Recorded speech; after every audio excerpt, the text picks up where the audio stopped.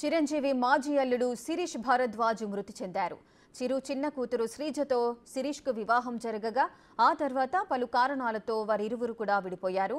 అయితే గత కొంతకాలంగా లంగ్స్ డ్యామేజ్తో బాధపడుతున్న శిరీష్ పరిస్థితి విషమించడంతో హాస్పిటల్లో చికిత్స పొందుతూ చనిపోయినట్లు తెలుస్తోంది.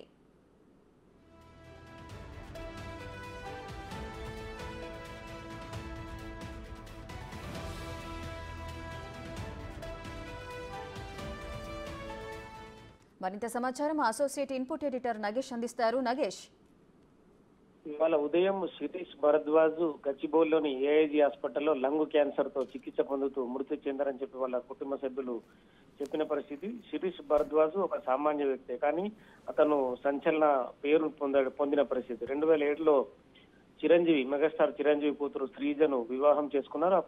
అప్పుడు ప్రేమ పెళ్లి బోయిన్పల్లిలోని ఆర్య సమాజ్లో చేసుకున్నారు. తదుపరి ఆ విషయం అంతా సంచలనంగా మారింది.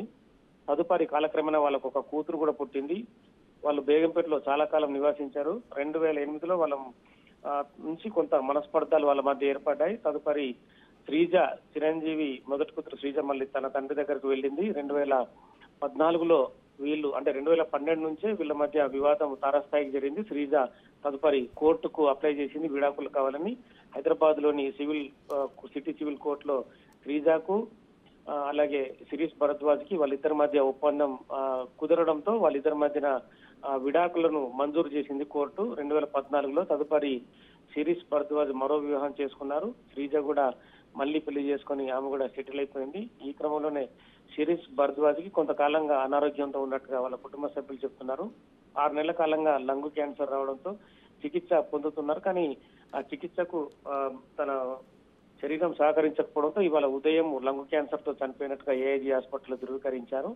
దీంతో ఈ విషయం అయితే అంటే చిరంజీవి అల్లుడుగానే ఈ వార్త బయటకు పొక్కింది. అంటే సోషల్ మీడియాలో కూడా చిరంజీవి మాజీ అల్లుడు శిరీష్ భరద్వాజ్ మృతి చెందినట్టుగానే చాలా వరకు వార్తలు కూడా సోషల్ మీడియాలో వైరల్ గా మారాయి.